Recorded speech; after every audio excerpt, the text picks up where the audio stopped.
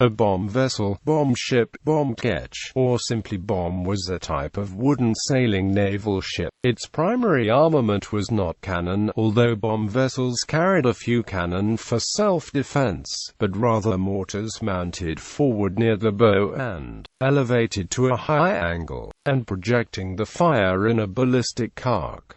Explosive shells or carcasses were employed rather than solid shot. Bomb vessels were specialized ships designed for bombarding fixed positions on land. In more modern times, the same role was carried out by battleships, cruisers and destroyers, as well as the purpose-built World War I and E-era monitors. Development. The first recorded deployment of bomb vessels by the English was for the Siege of Calais in 1347, when Edward III deployed single-deck ships with bombards and other artillery. The first specialized bomb vessels were built towards the end of the 17th century, based on the designs of Bernard Renaud de la Caillerie, and used by the French Navy.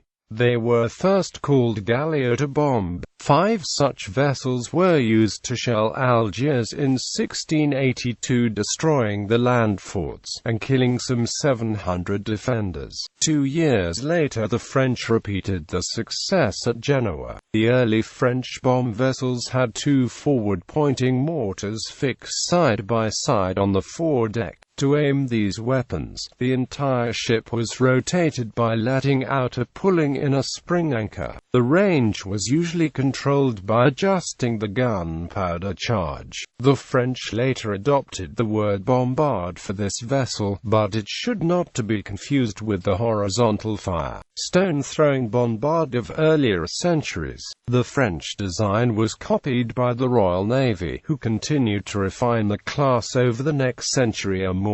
After Huguenot exiles brought designs over to England and the United Provinces, the side-by-side, forward-pointing mortars were replaced in the British designs by mortars mounted on the centerline on revolving platforms. These platforms were supported by strong internal wooden framework to transmit the forces of firing the weapons to the hull. The interstices of the framework were used as storage areas for ammunition. Early bomb vessels were rigged as ketches with 2 masts. They were awkward vessels to handle, in part because bomb ketches typically had the masts stepped farther aft than would have been normal in other vessels of similar rig, in order to accommodate the mortars forward and provide a clear area for the forwards fire. As a result, by the 1800s, British bomb vessels were designed as full-rigged ships with 3 masts and 2 mortars, one between each neighboring pair of masts. Bomb vessels often had the front rigging made of chain, to better withstand the muzzle blasts of the mortars. Mortars were the only kind of naval armament to fire explosive shells rather than solid shot until the invention of the Pegson's gun, since it was considered dangerous to have large stocks of shells on board the ships that were firing them, and because the reinforced mortar platforms occupied so much space below decks.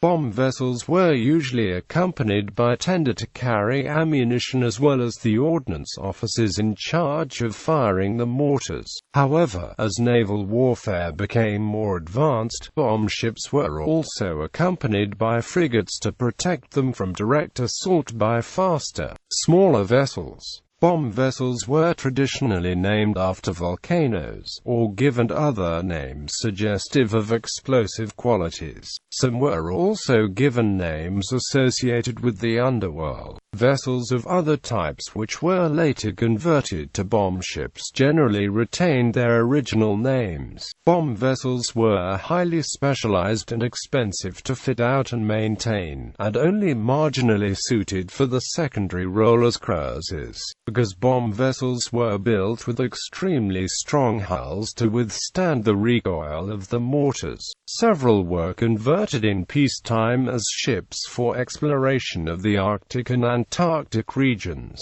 where pack ice and icebergs were a constant menace.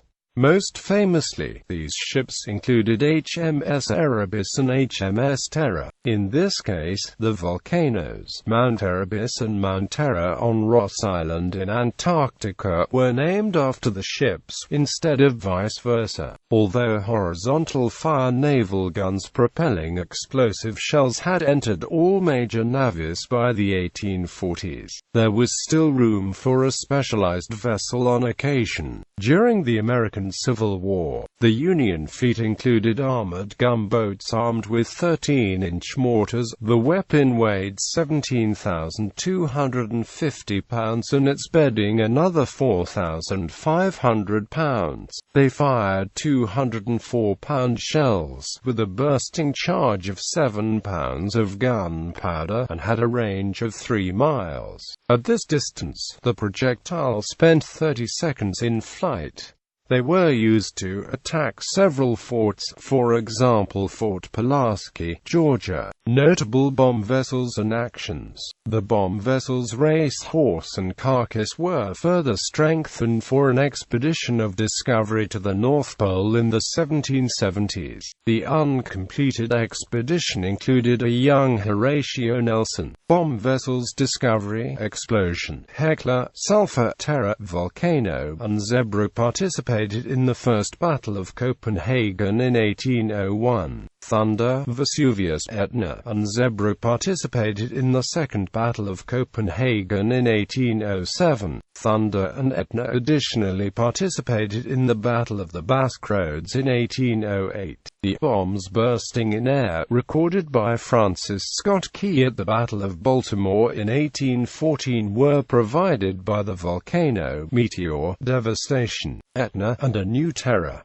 Bomb vessels were part of the British forces that attacked Fort St. Philip in January 1815, during the War of 1812. This engagement is known as the Siege of Fort St. Philip. Another Hecla and her sister ship Fury were used by William Edward Parry on a series of voyages to the Arctic between 1819 and 1827. During the Battle of Veracruz in 1838, the bomb vessels Cyclope and Vulcan fired most of the shells used by the French, and scored decisive hits on Mexican ammunition depots. Erebus and Terror served as exploration vessels in the expeditions of James Clark Ross to the Antarctic in 1840–1843, and of John Franklin to the Arctic in 1845–1848. Terror had also previously been used by George Back in his 1836–1837 Arctic expedition. In fiction, The Commodore, a Horatio Hornblower novel written by C.S. Forester, features several actions by British bomb vessels. The text includes a highly detailed account of the procedures used to load the mortars and aim, which involved anchoring fore and aft, receiving feedback from shot-in monitors, and precisely adjusting the aim using a spring line attached to a windlass to adjust the direction of the shot, and by using sometimes tiny adjustments in the amount of charge to adjust the range. A later book, Hornblower in the West Indies, features a small portable ship's mortar mounted in a boat, used to bombard a target during a riverine operation. In his stirring fictionalized account, war correspondent, author, and yachtsman G.A. Henty describes in vivid detail the deployment of 10 bomb ketches by the Spanish besiegers during the final period of the Siege of Gibraltar. On September 13, 1781, a tremendous fire was suddenly opened with red-hot shot and carcasses upon the enemy's 10 battering ships that were lined up in the Bay of Gibraltar. By mid-afternoon, most of the battering ships and the Spanish admiral's flagship were showing signs of being on fire. By the early hours of September 14, 8 of the battering ships were in conflagration. Shortly after 5 a.m. 2 of the battering ships exploded. Of the 6 battering ships still in flames, 3 blew up before 11 o'clock. The other 3 burned to the waterline as the magazines had been flooded by the Spaniards before they abandoned the ships. The British hoped that the 2 remaining battering ships might be saved to be sent home as trophies of the victory. But about noon one of them suddenly burst into flames and then blew up. The other was examined and found to be so damaged that she could not be saved. She was accordingly set on fire too and destroyed. Thus the whole of the 10 battering ships that were considered by the Spanish builders to be invincible were destroyed. Over the next 5 months nothing of any importance took place. Still, on the 2nd of February, 1782, the Spanish commander sent a communication to advise that the preliminaries of a general peace had been signed by Great Britain, France, and Spain, and 3 days later the blockade at sea was discontinued, and the port of Gibraltar again open. Recommended reading: Lavery, Brian, Nelson's Navy, ISBN 1-591146119. Ware, Chris, The Bomb Vessel, ISBN 1-557500711. Naval History of Great Britain.